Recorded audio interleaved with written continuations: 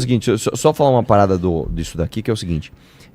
Quando eu fui candidato a prefeito em 2020, o Kim acompanha muito isso, o Minato pra caramba, o Minato era o cara que cuidava dessa parte de dinheiro.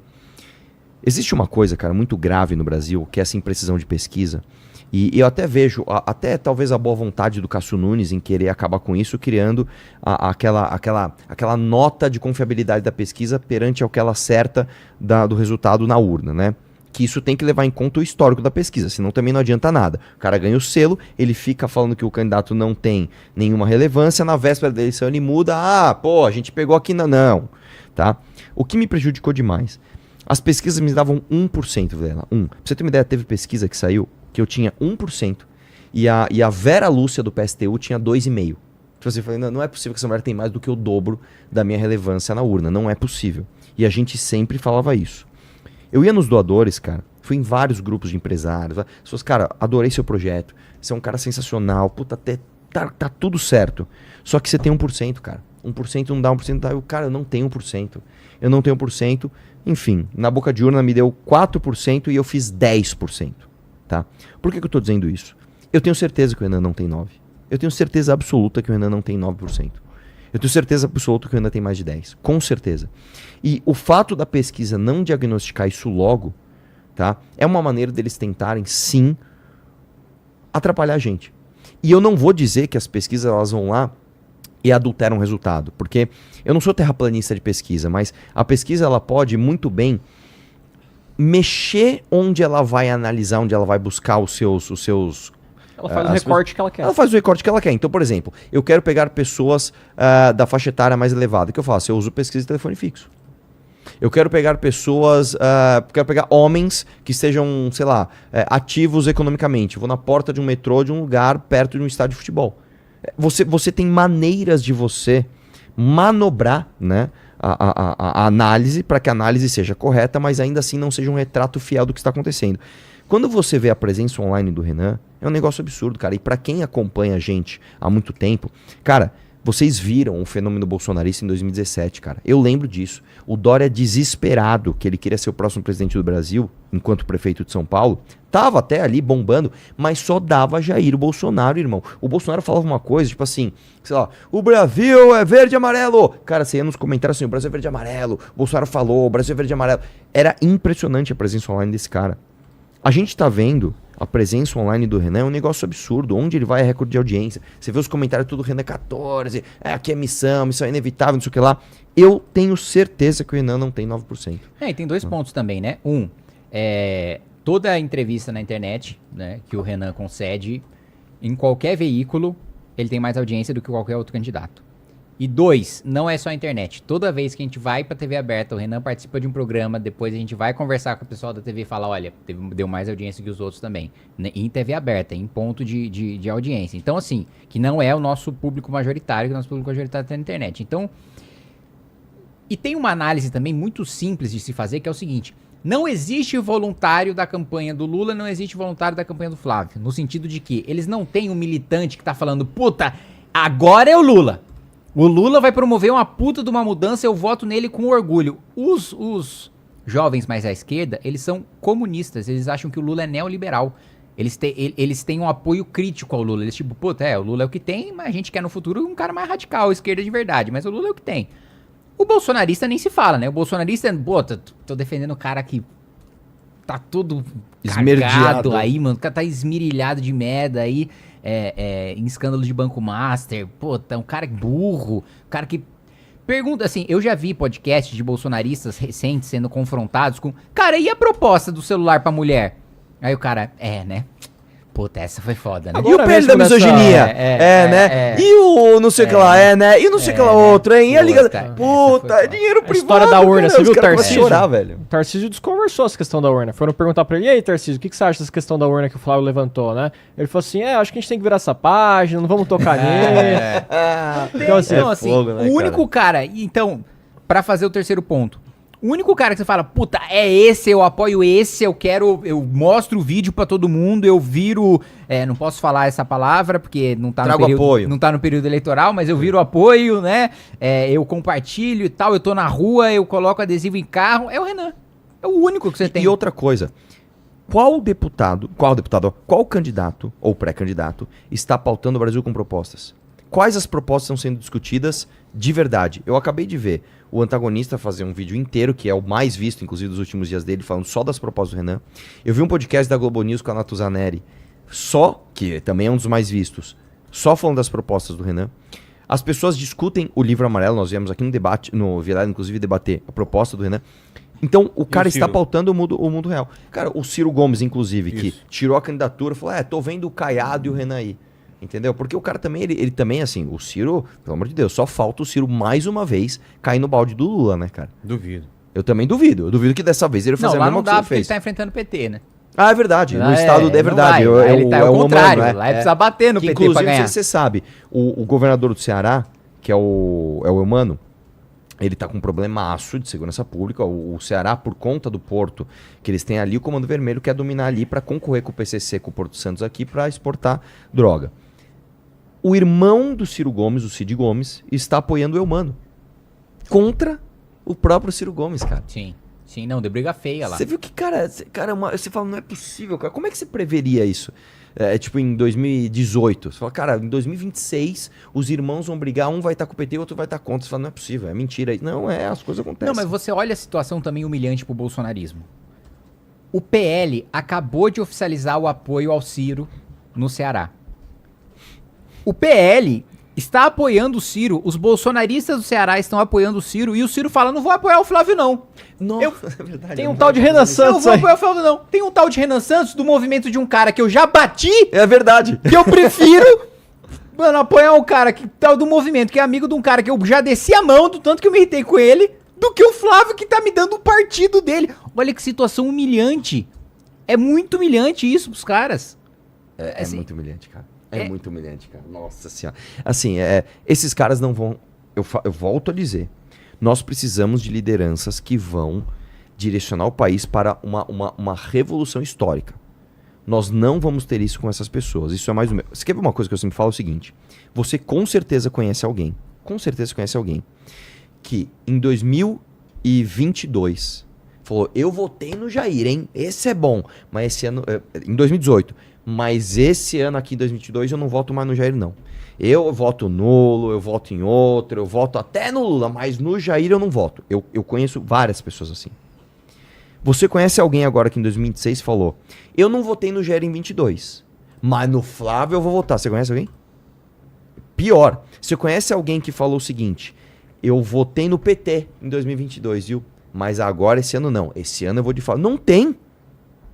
Não tem, velho. Não tem. Ou seja, acreditar no Flávio Bolsonaro é o melhor presente para o PT. Todo mundo está diagnosticando isso. A gente precisa superar o bolsonarismo urgente. E aí volta na questão que você estava falando das pesquisas, né, Arthur? Como isso influencia, né? Acho que a influência mais vista por todo mundo é o seguinte, o Flávio tá lá com 40 e poucos %, 37, 38, então vamos nele porque é ele que vai vencer o Lula. Então essa é a primeira influência da pesquisa. Mas tem uma que é pouco comentada, especialmente porque a gente não tem fundo eleitoral, então, que é justamente a questão de doação, né? Hoje a campanha do Renan é financiada 100% por doação. E aí o fato dele não ter uma pesquisa precisa que mostre o quanto que ele tem de fato, influencia no aspecto do doador, né? Porque o cara olha e fala, mas você tá muito longe do Flávio ainda, né? Você tá muito, faltam 20 pontos ainda para você alcançar o Flávio. Então, olha como a pesquisa, ela tem uma influência direta no voto, mas também na própria estrutura da campanha. O Romer, perguntas. Vamos lá. Tem a pergunta aqui do Correndo pra Cachorro. Ele mandou aqui pro Kim. Kim, muita gente ficou sem entender a saída da espectrocinza do MBL. Você apoia as declarações do Renan? Cara, não sei quais são as declarações do Renan, não participei e não acompanhei saída de espectro cinza. Então você tá perguntando pra uma pessoa que... dando desentendido, Arthur. Não, é porque realmente eu sou desentendido. Mas alguém sabe? Isso é um assunto pequeno, cara.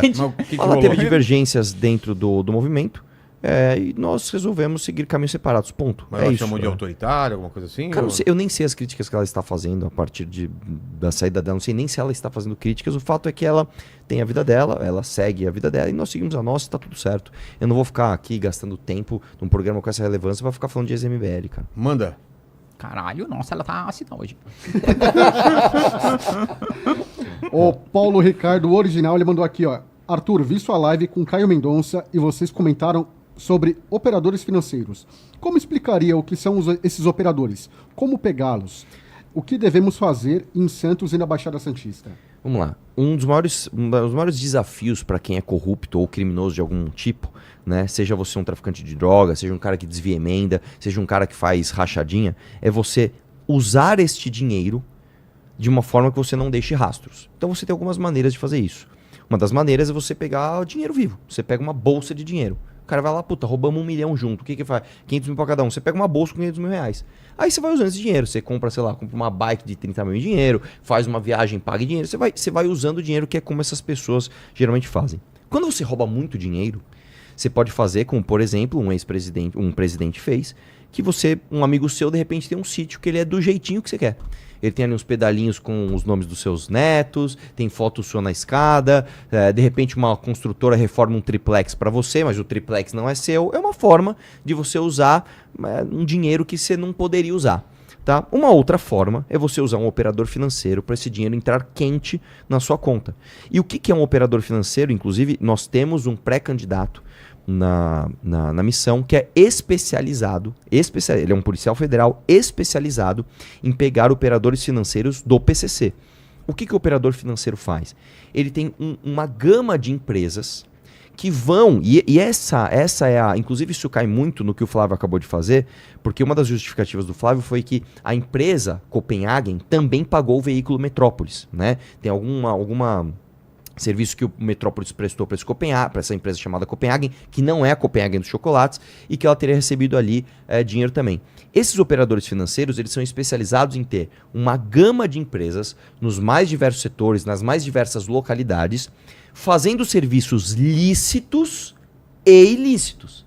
Então, de repente, você tem, sei lá, uma empresa de transporte, como é o caso lá do envolvimento da Deolane, que ela faz fretes lícitos e também faz fretes frios, onde você esquenta dinheiro para operadores do PCC. De repente você tem uma empresa de importação que está importando alguma coisa para os Emirados Árabes, né, sei lá, para Dubai, e também ali no meio você está esquentando dinheiro de tráfico internacional de drogas, né? De repente você tem, por exemplo, sei lá, uma loja de chocolate que no dia do recebimento dos assessores da Assembleia Legislativa do Rio de Janeiro acaba essa loja vendendo muito panetone em dinheiro. Essas coisas acontecem. Então, os operadores financeiros, cara, eles são peça fundamental para que os criminosos consigam usufruir do dinheiro sem deixar tanto rastro.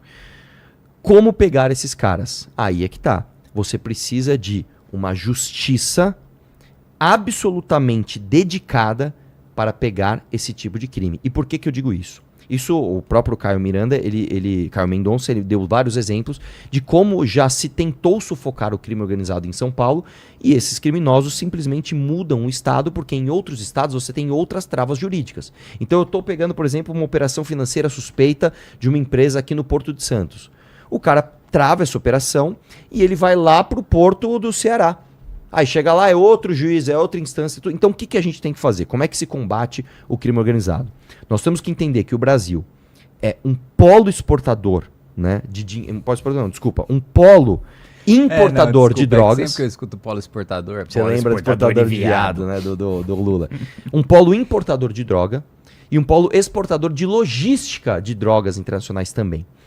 Sabendo disso e sabendo que o tráfico de drogas ele é internacional, você precisa pegar uma cooperação internacional e sabendo que o Brasil é maior em território, maior em população, maior em PIB, nós temos que liderar esse processo e ter uma área da justiça só dedicada para isso. Nós vamos ter juízes que vão ter uma jurisdição especial, extraterritorial, né, dos seus estados para determinadas investigações. Por exemplo, você com certeza já viu, sei lá, filme americano, onde os caras estão analisando um homicídio, aí chega o FBI, chegam os feds, droga, os tiras federais chegaram, né? Sempre tem uma dublagem assim, e os federais vão lá e vão passar por cima daquelas autoridades locais, porque eles estão investigando crimes que ocorrem em diversos estados dos Estados Unidos. É a mesma coisa que tem que acontecer aqui no Brasil.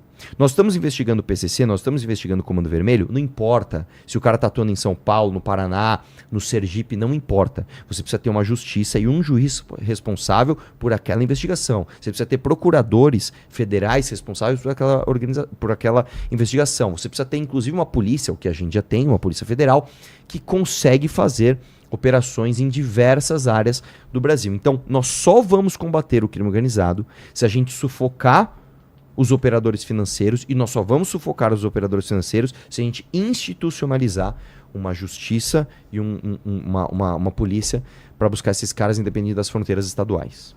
Mas, Arthur, o governo Lula não lançou agora recentemente um grande pacotão para acabar com o crime organizado, cara? Lançou. Ele até falou, quem fez, agora não vai fazer mais.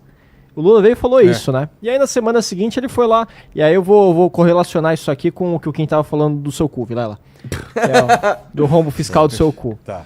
E aí ele lançou, né? Falou assim, Não não... volta mais, né, ô Homer? a gente- Primeira vez o cara Primeira já e tá última. engraçado assim. E aí o Lula falou assim, não, o pessoal do crime organizado aí, quem roubou, porque a partir de semana que vem isso acabou, não vai ter mais, né? E aí na semana seguinte ele lançou o pacotão dele e tal, e ele prometeu 11 bilhões de reais pro combate ao crime organizado, né? Mas, o que acontece? Hoje o governo, ele já tá aí com um rombo fiscal gigante, e ainda assim ele fala que tá respeitando o arcabouço fiscal, que foi aquela lei, né, que substituiu o teto de gasto e que ele e o Haddad fizeram no início do mandato dele, né? Então como que ele tá lançando um programa aí de 11 bilhões? E essa é uma das formas com que o Lula tá driblando o próprio arcabouço fiscal que ele mesmo criou. Ele criou uma regra, ele junto do Haddad, para conseguir limitar os gastos do governo.